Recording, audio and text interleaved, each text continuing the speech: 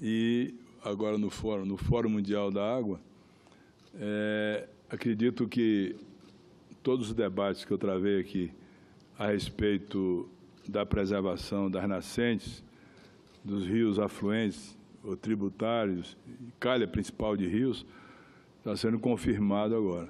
É um equívoco se pensar que vai se resolver a segurança hídrica fazendo-se apenas barragens. É um grande equívoco que foi mostrado agora. Só vai se resolver no momento em que os governos, nível federal, estadual, municipal, entender que tem que se replantar todas as árvores que foram destruídas nas nascentes, nos afluentes, na calha principal dos rios. Essa é uma grande realidade. Não adianta fazer barragens se não vai haver produção de água para suprimento da barragem. Agora mesmo, na questão do Rio São Francisco, nunca choveu tanto no Alto São Francisco e no Médio São Francisco, inclusive na área do oeste da Bahia, como agora na transição do ano de 2017 e 2018. Nunca choveu tanto. Foram chuvas superiores a 1.500 milímetros, 1.400 milímetros. Choveu bastante. Pois bem, os rios tributários do Rio São Francisco, desde do Alto São Francisco, lá em São Roque de Minas, onde ele nasce, na Serra da Canastra, a barragem de Três Marias. A barragem de Três Marias fica no município de São Gonçalo do Abaeté, a barragem de Três Marias, uma barragem grande. Depois de muita chuva, ela está hoje apenas com 42% do volume útil. Se não tivesse com assoreamento, se os mineiros não tivessem desmatado as margens dos rios, que levam as águas para a barragem, nós estaríamos hoje com 80% do volume útil de Três Marias. Sobradinho, na Bahia, está hoje com 28%. Mas se o Velho Chico não tivesse com sua calha principal completamente assoreada, obstruída por areia, por argila e por barro, e também os seus principais afluentes na Bahia, o Rio Grande, o Rio Corrente e o Rio Carinhanha, não tivesse da mesma forma, ao contrário de 28% de volume útil em Sobradinho, teríamos hoje em torno de 55% de volume útil. Eu vou fazer só imagem figurada, Vossa Excelência sabe que eu sou médico, sou cirurgião, não sou cardiologista, mas fui professor da Federal na Bahia há muitos anos. Vou fazer só imagem figurada. Digamos que o coração, nosso coração, seja a barragem. E as artérias que levam o sangue para o coração sejam os rios, os canais, os afluentes. Essas artérias que levam o sangue para o coração estão obstruídas. Todas elas obstruídas, ou semi-obstruídas, como é o caso dos rios do Brasil e, sobretudo, do Velho Chico.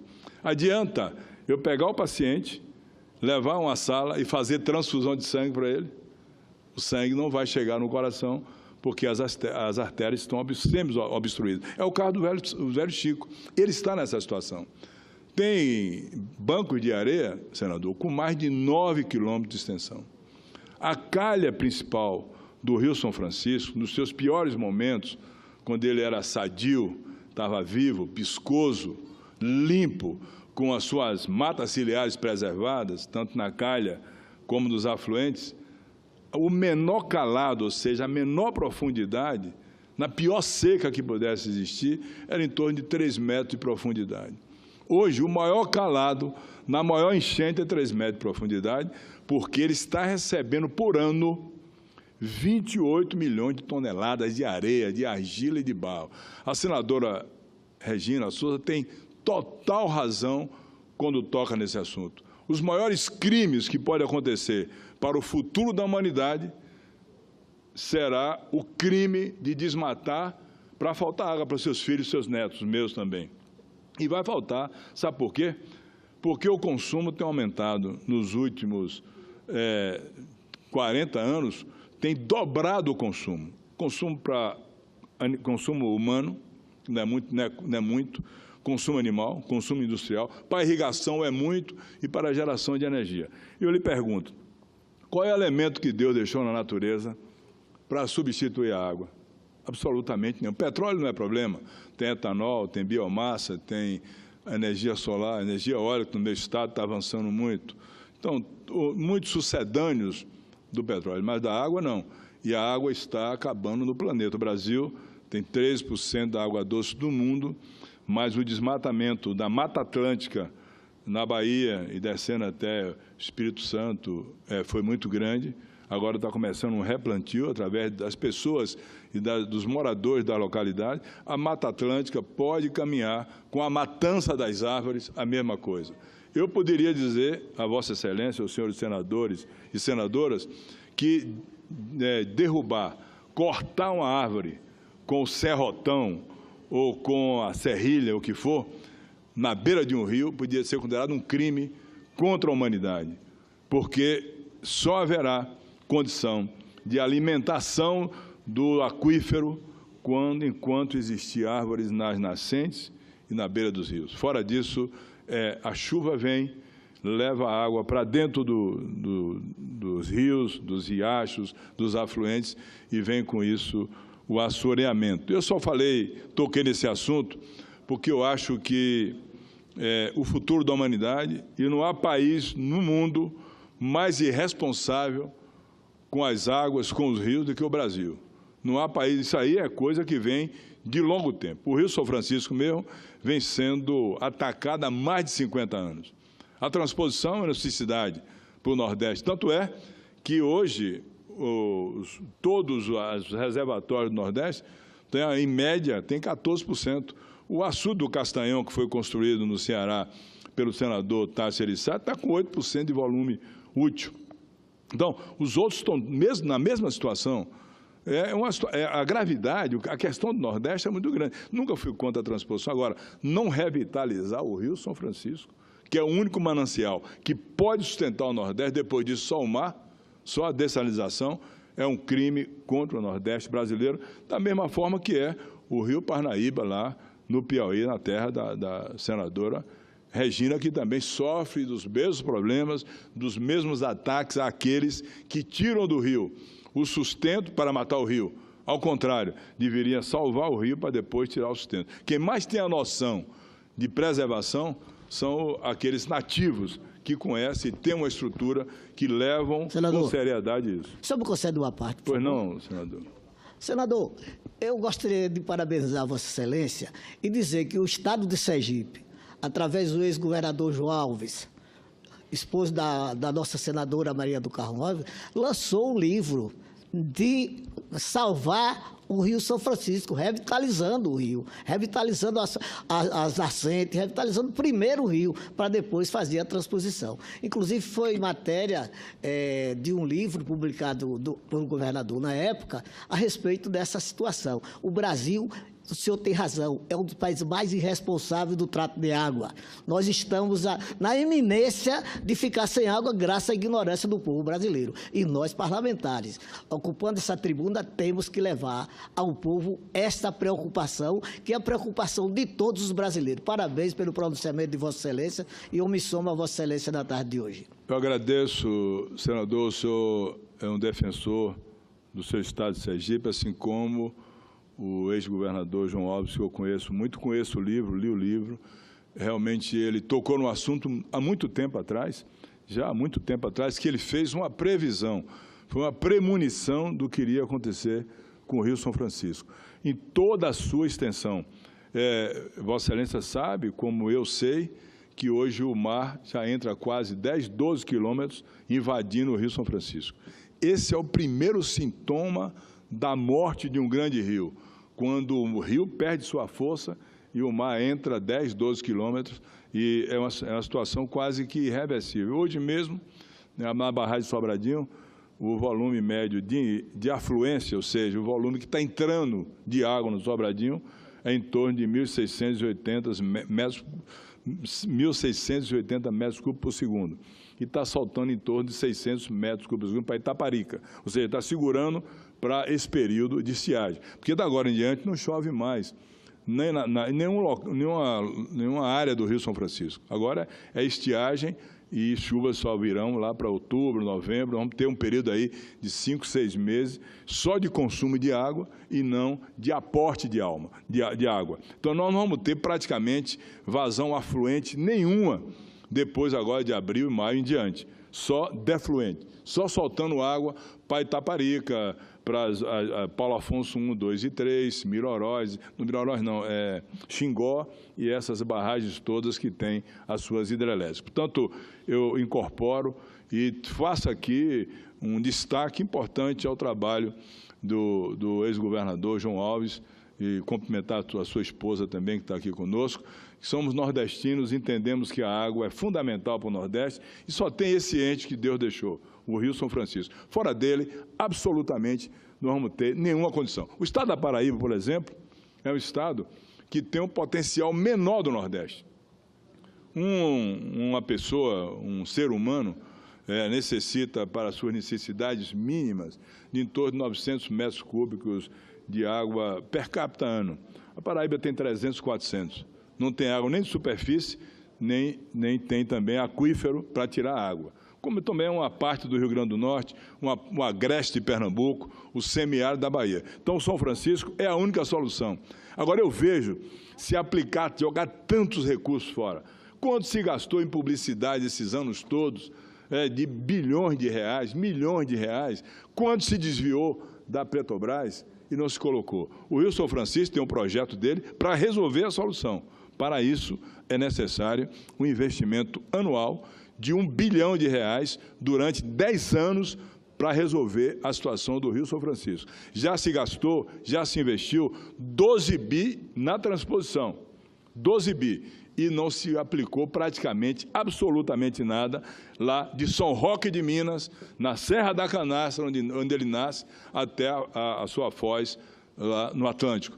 E na margem direita do Rio São Francisco, em Minas, um dos principais afluentes secou em 2016, o rio Jiquitaí, e na margem direita, na Bahia, todos os seus afluentes secaram. São caminho de areia hoje. Não estava jogando mais água no Rio São Francisco, o Rio Paramirim, na Bahia, o Rio Santo Onofre, o Rio Paulista, o Rio Itaguaçu e o Rio Jacaré. Todos eles são apenas lembranças de um passado em que o homem, por falta de consciência, desmatou criminosamente as margens e as nascentes desses rios, e hoje eles são caminho de areia para se ter uma lembrança triste e magoada do passado. Eu falo isso com o sentimento de quem nasceu no interior da Bahia, enfrentou a seca desde criança. Eu nasci no semiárido, no interior, meu pai é agricultor, limpando cacimba, dando água ao gado, aos animais, com muita dificuldade, e vi como se referiu aqui a Regina, bebendo água de cacimba, parecia um refrigerante tão escuro que era, não tinha condição, e o povo nordestino hoje ainda pode passar por isso, se não houver a revitalização do Rio São Francisco. A transposição depende da revitalização. O presidente Lula iniciou essa transposição como uma coisa de emergência, foi bom que tivesse feito, mas deveria ter seguimento com a presidente Dilma, a atual presidente, a revitalização do Rio São Francisco, até porque não é só o desmatamento e a diminuição da produção de água, é também as cidades ribeirinhas ao Rio São Francisco estão jogando esgoto in natura dentro do Rio São Francisco. A capital do estado de Minas Gerais, Belo Horizonte, está jogando dentro do Rio São Francisco ainda 30% do seu esgoto, como estão todas as outras quase cidades próximas ao Rio São Francisco, fazendo a mesma coisa. Isso é um crime contra, talvez, o Rio da Integração. Engenharia não fazia o Rio São Francisco. É o único rio, senador Dario Berri, que corre ao contrário no Brasil. Ele sai lá do sul para ir para o Nordeste. É o único. E é uma coisa interessante que esse rio, quando ele desce da Serra de Minas, Vossa Excelência sabe que o estado de Minas Gerais é a caixa d'água do Brasil. Tem água demais, né? Muitos, são os afluentes todos. Tanto é que o Rio São Francisco, 75% dele é formado em Minas. Pois bem, esse é o único rio que corre ao contrário. Quando ele chega na Bahia, ali no Cerrado da Bahia, a inclinação dele é a menor inclinação de todos os rios brasileiros do mundo, o Rio São Francisco. a inclinação por quilômetro é de 6 centímetros. Você olha para ele, parece que ele está parado, mas não está parado. É 6 centímetros por quilômetro. É a menor inclinação de rio quando chega no Cerrado e até desaguar lá no Atlântico. É uma coisa que só Deus poderia fazer em favor do Nordeste, e o homem está com a sua mão, com o seu machado, com o seu serrote, desmatando as margens e provocando o chamado assoreamento dos afluentes e da calha principal, além da erosão e da contaminação pelo esgoto. Tanto eu até me ia falar aqui sobre um projeto. Esse projeto é importante, porque é um projeto de segurança, mas quando fala em água, e eu já passei sede, sei o que é isso, a dificuldade é muito grande, né? Nós todos do Nordeste temos dificuldade de carregar a lata d'água na cabeça no longo do jegue para levar para lá no carote. Não era assim, senadora? Botaram o carote lá no jumentinho, nosso irmão, como chamava Luiz Gonzaga, o jumento é nosso irmão, é aquele que conduz o carote em cima da cangalha, bota o bacheiro por baixo, sai puxando a água, chega em casa, a mãe ferve a água para não pegar aquela quantidade enorme de poluição que às vezes existe. Então, eu ia falar sobre outra coisa, não sei se eu tenho tempo para isso, mas eu não posso deixar de falar sobre água quando eu vejo que o homem está destruindo o principal manancial do Nordeste brasileiro, como escreveu com tanta propriedade o governador João Alves, lá do estado do Sergipe, nosso estado irmão, e os nossos senadores todos também defendem com muita propriedade. Mas Senador Otto Alencar, eu acho que a concordância que eu conceda pelo menos mais alguns minutos para você. Mas eu estou até sem querer sair para o outro tema, que é um tema de segurança pública, e pode o meu querido e senador Paulo Paim, por quem eu tenho assim, uma admiração muito grande, me espelho muito no comportamento dele, ético e correto. Ele ali, o nosso gaúcho, né, está me olhando, acho que ele quer falar. Vossa Excelência deseja falar, usar a palavra? Eu quero continuar ouvindo Vossa Excelência. Vossa Excelência, quando está na tribuna, sempre dá uma aula de conhecimento, como deu agora. Eu nunca tinha imaginado que, no caso da Bahia, o rio, né, é 6 centímetros de inclinação por quilômetro. É quase um rio parado, Então, ouvir Vossa Excelência sempre é uma aula, quero continuar ouvindo. Porque ele é o único rio que corre ao contrário no Brasil. Ele sai lá digamos que sai do sul para ir para o Nordeste. Não tem outro. Só Deus fazia uma coisa dessa natureza. Nenhum homem não faria jamais. A transposição está sendo feita, mas deixa muito a desejar do que fez a mão de Deus para ajudar o Nordeste brasileiro. Muito bem, senador Otto Alencar. Como a primeira parte de você não foi um pronunciamento, foi uma aula, né? Vamos conceder o tempo para Vossa Excelência agora para o seu pronunciamento. Pois é, coisa também. Seria, então, Vossa Excelência tem a palavra. Interessa a Vossa Excelência, senador Dario, a todos nós que estamos aqui, que é a questão que hoje aflige muito os municípios e até as capitais do Brasil.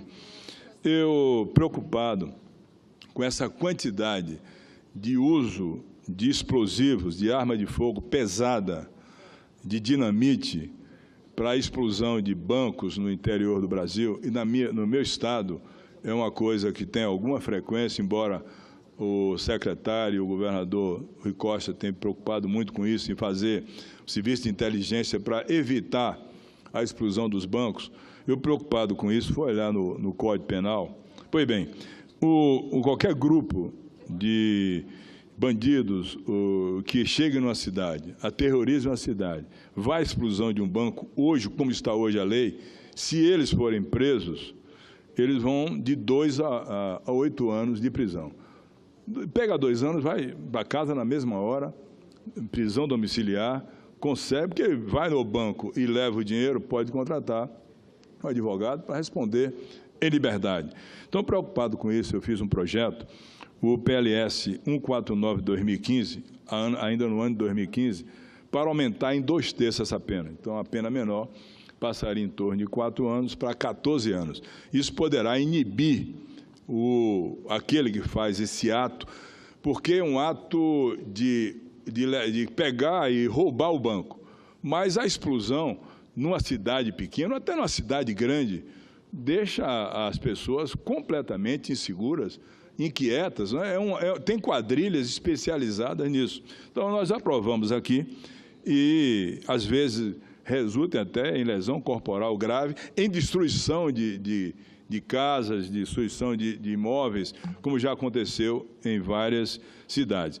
Esse projeto foi aprovado aqui, foi para a Câmara, e lá na Câmara dos Deputados, ele recebeu algumas emendas que resultou no substitutivo, que eu concordo plenamente. Tanto é que já falei, já passei isso para o presidente da Casa, o senador Eunício Oliveira, para que ele pudesse colocar na pauta para votação e ser sancionado.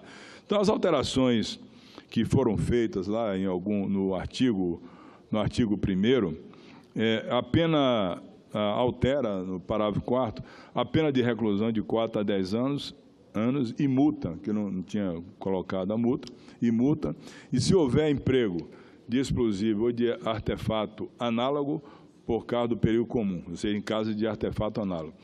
No parágrafo 7º, a pena é de reclusão de 4 a 10 anos, multa, se a subtração for de substância explosiva ou acessórios que conjunto ou isoladamente possibilite sua fabricação e montagem ou emprego. E a pena, no parágrafo 2º, a pena pode aumentar em 1/3, se a subtração for de substância explosiva ou acessórios que conjunto ou isoladamente possibilite sua fabricação ou emprego. E no parágrafo 2º-A, se a violência ou ameaça é exercida com emprego de arma de fogo, se há destruição ou rompimento de obstáculo mediante o emprego ou explosivo, artefato análogo que cause perigo comum, e o parágrafo 3º, se da violência resulta lesão corporal grave, a pena aumenta, de reclusão de 7 a 18 anos e multa a ser aplicada. Segundo, em caso de morte, a pena de reclusão é de 20 a 30 anos e multa. O artigo 2º da lei, ela modifica as instituições, isso aqui que é importante, senador Paulo Paim, isso aqui é importante. Eu recebi hoje os representantes dos bancos, do Frenaban, foram lá me procurar, porque nesse projeto está colocado aqui que os bancos têm que tomar uma providência para não permitir que se vá lá, se arrombe o banco, o cofre, e leve as cédulas intactas. Se houver um dispositivo para danificar as cédulas, não vai levar. Então, esse projeto está instituindo isso.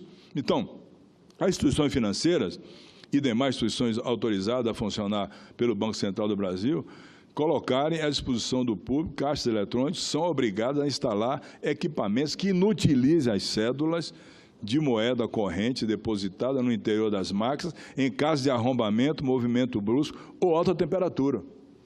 Para cumprimento do disposto no caput desse artigo, as instituições financeiras poderão utilizar de qualquer tipo de tecnologia existente para inutilizar as cédulas de moeda corrente depositadas no interior dos seus caixas eletrônicos, tais como tinta especial colorida, pó químico, ácidos insolventes, pirotecnia, desde que não coloque em perigo os usuários e funcionários que utilizam os caixas eletrônicos. Quinto, qualquer outra substância, desde que não coloque em perigo os usuários dos caixas eletrônicos. Parágrafo 2º, será obrigatória a instalação de placa de alerta que deverá ser afixada de forma visível no caixa eletrônico, bem como na entrada da instituição bancária que possua caixa eletrônico em seu interior, informando a existência do referido dispositivo e o seu funcionamento. Parágrafo 3º, o descumprimento do disposto acima sujeitará as instituições financeiras infratoras à penalidade prevista no artigo 7º dessa lei. Parágrafo 4º, a exigência prevista nesse artigo poderão ser implantadas pelas instituições financeiras de maneira gradativa, atingindo-se no mínimo os seguintes percentuais a partir da entrada de vigor dessa lei. 1. Nos municípios até 50 mil habitantes, 50% em 9 meses e outros 50% em 18 meses. Ou seja, dá um prazo para a instalação, para não ser uma coisa abrupta. Eles vão ter um prazo de aplicar 50% em municípios até 50 mil habitantes, de 9 meses e depois 18 meses. No município de mais de 50 mil habitantes, até 500 mil, 100% até 24 meses.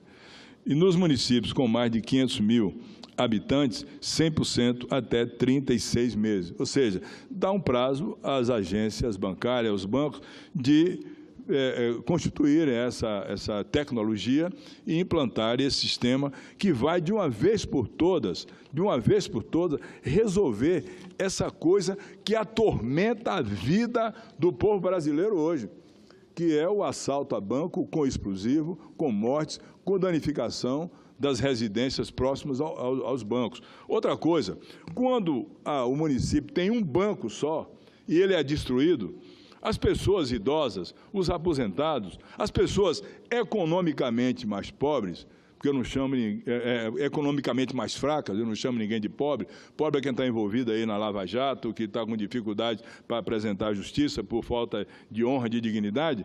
Economicamente mais fraco, não tem como sair da sua cidade para uma cidade de 50 quilômetros, 100 quilômetros para pegar esse dinheiro. Sobretudo os aposentados, sabe o que acontece? Quando acontece isso, eles vão em outra cidade, na volta, com dinheiro em mão, eles são assaltados. Então, isso acontece muito no meu estado e deve acontecer também em outros estados do Brasil, não sei se Santa Catarina também, no Rio Grande do Sul, ou no estado de Sergipe, acontece fatos dessa natureza. Tanto essa lei, ela veio da Câmara, como está aqui, eu espero que nós possamos aprovar imediatamente, e eu quero dizer aos que me visitaram hoje, aos representantes dos bancos, que eu não tenho absolutamente nenhum compromisso com o banco, absolutamente, tenho compromisso com o povo brasileiro, com o povo baiano, até porque se tem instituição nesse país que está muito bem e ganhando muito bem, são os bancos. O ano passado, um dos bancos do Brasil, o Banco Itaú, teve um lucro de um Bolsa Família, 25 bilhões de reais, ou mais do que isso. Portanto, tem como investir em segurança bancária para que não aconteça coisas dessa natureza. Então, esse é o apelo que eu quero fazer aqui aos senadores, ao próprio presidente Eunício Oliveira, para que nós possamos aprovar esse projeto e ele, aprovado, possa ser sancionado e ser lei para servir de inibição do crime contra os bancos e contra as pessoas que precisam do banco. Com a parte do nobre senador Paulo Paim. Senador Otto Alencar, eu só quero cumprimentar mais uma vez a Vossa Excelência, agora pela segunda parte, que trata da segurança. Na CDH, nós estamos fazendo um ciclo de debate sobre a segurança pública, né? Para desmistificar aquela história que direitos humanos só se preocupa com o marginal. Hoje, pela manhã, por exemplo, ouvimos soldados, sargentos da Polícia Militar. Ouvimos a Polícia Civil e um debate do mais alto nível, pessoas preparadíssimas que têm também essa visão, que nós temos que ter um olhar para todos. E falavam eles lá, hoje, inclusive, de diversas tecnologias novas para combater o crime organizado. Falaram também com a maior tranquilidade, estavam lá também pessoas mais ligadas a criança e adolescente, que o caso da morte da vereadora no Rio de Janeiro, todos nós temos que nos unir para investigar, para ajudar no debate de quem foi que matou. É isso que interessa. E não ficar um acusando o outro de forma desordenada, truculenta e desrespeitosa, né? E apontaram nessa linha que Vossa Excelência também falou, que há novos métodos, e Vossa Excelência está com um projeto na mão que vai combater o ladrão. Quando for assaltar um banco, ele vai saber que não vai levar dinheiro nenhum lá de dentro, né? Por quê? Porque Vossa Excelência já, com esse relatório, aponta o caminho. Eu queria só me somar. É o dever de todos nós estarmos nessa frente nacional em defesa da segurança pública, valorizando os policiais, militares e civis, enfim, aqueles que dão as suas vidas para defender as nossas vidas. Claro que estaremos juntos. E esse método que Vossa Excelência aqui didaticamente explicou, resolve em muito, porque quando assaltam um banco, eles atiram em quem estiver na frente. Exatamente. Matam pessoas, matam crianças, matam segurança, E, então, enfim, eu tinha que fazer uma parte só para cumprimentar a Vossa Excelência brilhante, como sempre, Obrigado. E traz esse tema ao plenário. E conte comigo no sentido de o presidente Eunício bote esse projeto para a apreciação do plenário o mais rápido possível. Pois não, senador Paulo Paim, incorporo a parte de Vossa Excelência ao meu pronunciamento. E quanto ao assassinato cruel, covarde, da vereadora Marielle no estado do Rio de Janeiro, nós todos sentimos muito. Eu creio que a repercussão desse fato no Brasil e no mundo, o mundo inteiro, porque assassinar covardemente um parlamentar, seja vereador, senador, quem quer que seja, é um fato que atinge uma comunidade como todo que ela representava. Ela representava uma comunidade carente, vítima no estado do Rio de Janeiro, de 24 anos de assalto pelos seus governadores aos cofres públicos, todos eles ou foram presos ou estão presos, uma coisa assim que no Brasil não tem similar no Brasil, não vejo nenhum estado que tenha similaridade com o Rio de Janeiro.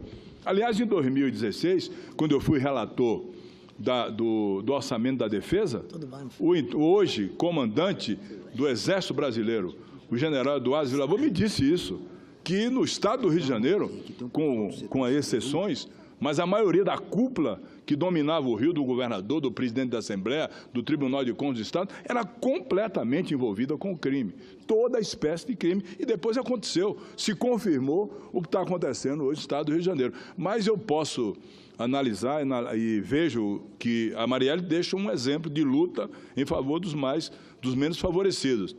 Os romanos diziam que uma pessoa que tem uma história bonita não morre. Ela deixa de viver por um tempo. Ela cessa de viver por um tempo. Mas a figura, a imagem, a história permanece na consciência de todos aqueles que ela representava. Então, portanto, aqui o meu sentimento por isso que aconteceu no estado do Rio de Janeiro. Vai chegando ali o senador Lindenberg Farias, que também é outro defensor das pessoas que precisam, necessitam das atividades sociais do governo. Muito obrigado pela tolerância, senador Dario Berg.